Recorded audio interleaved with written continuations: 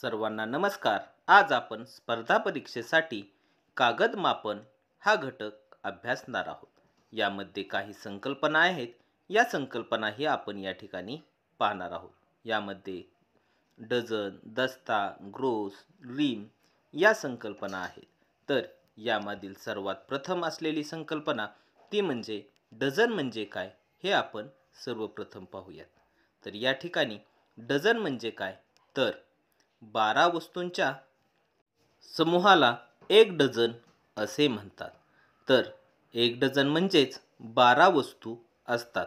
तर आपण हे कागद मापन घेतोय म्हणून या ठिकाणी एक डझन बरोबर 12 कागद असतात. तर चला यातीलच पुढील संकल्पना पाहू, ती म्हणजे दस्ता. तर दस्ता म्हणजे काय तर या दस्तामध्ये 24 किंवा 2 डझन वस्तूंच्या समूहाला एक दस्ता असे म्हणतात. म्हणजे कागदामध्ये जर 24 कागद असतील किंवा 2 डझन कागद असतील तर अशा समूहाला एक दस्ता असे म्हणतात. तर एक दस्ता म्हणजेच 2 डझन कागद किंवा एक दस्ता बरोबर 24 कागद असतात. तर चला पुढील संकल्पना पाहू. यामध्ये ग्रोस ग्रोस म्हणजे काय हे आपण सर्वप्रथम या ठिकाणी पाहणार आहोत.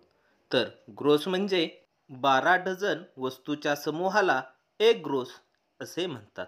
म्हणजेच या ठिकाणी आपण कागद मापनमध्ये 12 डझन जर कागद असतील तर याला आपण एक ग्रोस म्हणतो. म्हणजेच एक ग्रोस बरोबर 12 डझन व हे कागदाच्या रूपात जर पाहायचे झाले तर एक ग्रोस बरोबर 144 कागद असतात. हे आहे ग्रोसची संकल्पना. यापुढील चौथी संकल्पना आहे ती म्हणजे रिम. तर चला रिम म्हणजे काय हे आपण या ठिकाणी सर्वप्रथम समजून घेऊया. तर रिम म्हणजे 20 दस्ते किंवा 40 डझन वस्तूच्या समूहाला एक रिम असे म्हणतात. एक रिम म्हणजेच 40 डझन कागद. तर हेच जर आपण दुसऱ्या पद्धतीने पाहायचे म्हणले तर एक रिम बरोबर 20 दस्ते आणि 20 दस्ते जर या पद्धतीने पाहिले तर एक रिम बरोबर 480 कागद असतात. म्हणजेच एका रिममध्ये 480 कागद असतात. हेच आपण एका तक्त्याच्या साहाय्याने पाहू. 12 वस्तू म्हणजेच एक डझन. 12 डझन म्हणजे एक ग्रोस असतो म्हणजेच 144 कागद. 24 कागद बरोबर एक दस्ता म्हणजेच 2 डझन कागद असतात. तर एक रिम बरोबर 40 डझन कागद. यालाच आपण 20 दस्ते सुद्धा म्हणू शकतो किंवा 480 कागद सुद्धा म्हणू शकतो. यामध्ये तुम्हाला कागद, डझन किंवा वस्तू या स्वरूपात जर विचारले प्रश्न तर या तक्त्याचा तुम्हाला अतिशय चांगल्या पद्धतीने वापर होऊ शकतो. तर चला हा घटक काही उदाहरणांच्या साहाय्याने अधिक चांगल्या प्रकारे समजून घेऊयात. यातील पहिले उदाहरण आहे 6 डझन कागद बरोबर किती दस्ते.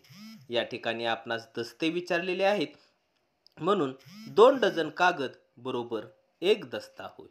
आणि या ठिकाणी 6 डझन कागद दिलेले आहेत म्हणजेच या ठिकाणी 6 डझन कागद म्हणजेच 3 दस्त होय. म्हणून याचा पर्याय क्रमांक येणार आहे पर्याय क्रमांक 4. तर चला पुढील प्रश्न पाहूयात. या प्रश्नामध्ये 3 डझन कागद व 5 दस्ते कागद मिळून किती कागद होतील. या ठिकाणी आपणास 4 पर्याय दिलेले आहेत. तर 3 डझन कागद म्हणजेच या ठिकाणी होणार आहेत 36 कागद.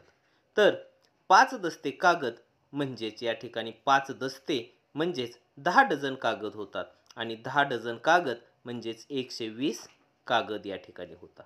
तर या ठिकाणी 3 डझन व 5 दस्ते मिळून विचारलेले आहे म्हणून आपण या ठिकाणी बेरीज करणार आहोत. म्हणजे 36 कागद अधिक 120 कागद म्हणजेच 156 कागद या ठिकाणी होणार आहे.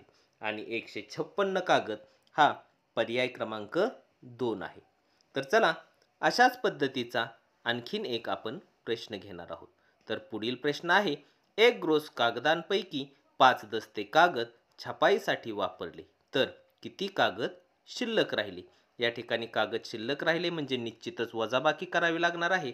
या ठिकाणी पर्याय दिलेले आहेत. तर एक ग्रोस कागद म्हणजेच 12 डझन कागद म्हणजेच 144 कागद होणार आहेत. तर 5 दस्ते कागद म्हणजेच 10 डझन कागद म्हणजेच 120 कागद होणार आहेत. तर यामध्ये 1 रोज कागदापैकी 5 दस्ते कागद छपाईसाठी वापरलेत, म्हणजेच 144 कागदांपैकी 120 कागद वापरलेले आहेत, म्हणजे 24 कागद शिल्लक राहिलेले आहेत आणि याचा पर्याय क्रमांक येतो 4. तर चला पुढील प्रश्न घेऊयात. या प्रश्नामध्ये काय विचारलेले आहे? 1 दस्ता कागद अधिक 3 ग्रोस अधिक 5 डझन बरोबर किती कागद? या ठिकाणी पर्यायही दिलेले आहेत. यामध्ये 1 दस्ता म्हणजेच 2 डझन कागद, म्हणजेच या ठिकाणी 24 कागद असणार आहे. तर 1 ग्रोस म्हणजेच 12 डझन असते, म्हणजेच 144 कागद. आणि या ठिकाणी 3 ग्रोस विचारलेले आहे, म्हणजेच 144 गुणिले 3 बरोबर 432 येणार आहे. तर या ठिकाणी 5 डझन कागद म्हणजे 5 डझन म्हणजेच 60 कागद होणार आहेत. तर याची सर्व कागद विचारलेले आहेत, म्हणून आपण या ठिकाणी या सर्व कागदांची बेरीज करणार आहोत. म्हणजेच 24 अधिक 432 अधिक 60 म्हणजे दस्ता, ग्रोस आणि डझन यांची जर बेरीज केली तर ती बेरीज येते 516 कागद. आणि या ठिकाणी सर्व कागद होणार आहेत 516 आणि याचा पर्याय क्रमांक असणार आहे पर्याय क्रमांक 1. तर चला पुढील प्रश्न घेऊयात. या प्रश्नामध्ये काय विचारलेले आहे पहा. 2 दस्ता अधिक 5 डझन बरोबर किती कागद?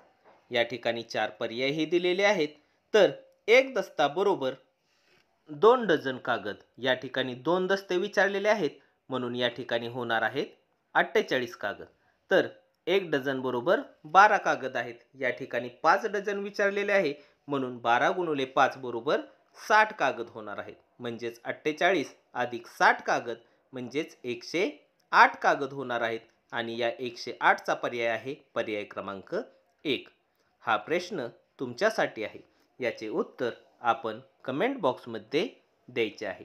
यामध्ये 2400 कागद म्हणजे किती रिम कागद होणार आहेत? तुम्हाला 4 पर्यायही दिलेले आहेत. तर याचे उत्तर आपण कमेंट बॉक्समध्ये द्यायचे आहे. तुम्हाला जर माझा हा व्हिडिओ आवडला तर नक्की लाईक करा, शेअर करा. धन्यवाद.